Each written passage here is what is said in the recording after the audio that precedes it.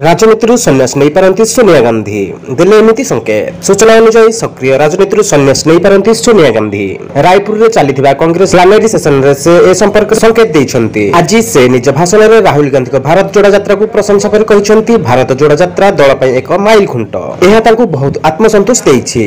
तेबे एही यात्रा सहित राजनीति तांकर अवसर होई पारे।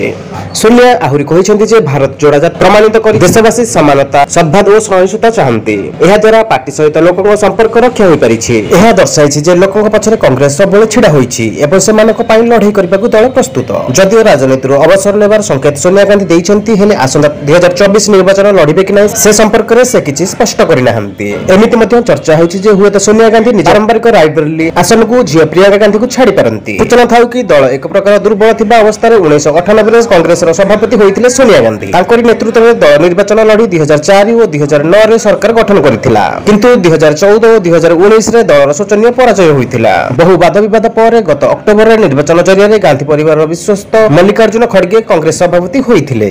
नमस्कार।